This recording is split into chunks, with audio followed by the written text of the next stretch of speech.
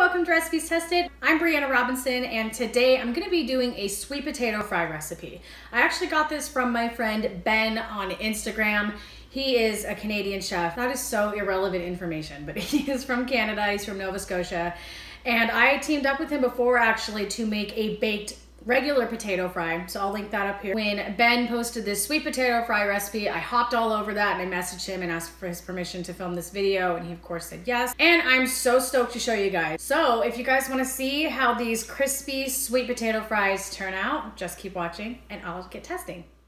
To get these fries crispy, I started by preheating my pan with some oil in my oven, and then I got going on my potato, and I just got to chopping it and peeling it.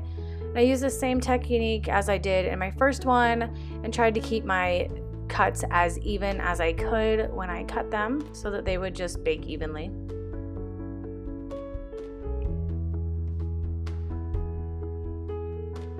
And then I put it in my bowl with some rice flour, and then I mixed that all together just to get it to coat. I didn't have any oil or anything accompanying it, it's just rice flour. And then I got out my preheated pan and laid my fries out in a single layer. I have not seasoned it with any salt or pepper, it's just rice flour. And after 20 minutes, I flipped them. Then after 20 minutes again, I took out the pieces that were a little bit more cooked, and then 20 minutes again, they were done. All right, so they are cooled down enough that I can handle them. So I'm gonna go ahead and give them a taste and let you know if these fries are love at first bite. These are really good. Some of the pieces that have got a little bit more color on them, I mean, obviously I'm not gonna eat that.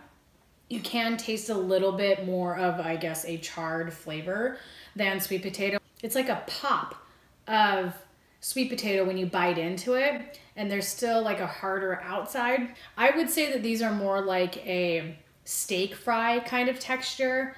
I guess that's the best way that I can put it, rather than like a shoestring fry. So Ben, you hit the ball out of the park again, man. 10 out of 10. These are great, super easy. They took a lot less time to bake than he said. They took about 50 minutes rather than an hour and 10 minutes, but they're super good, super easy. So I hope that you guys enjoyed. And if you did, let me know by giving me a thumbs up, and don't forget to subscribe, and I'll see you guys in my next video. Bye.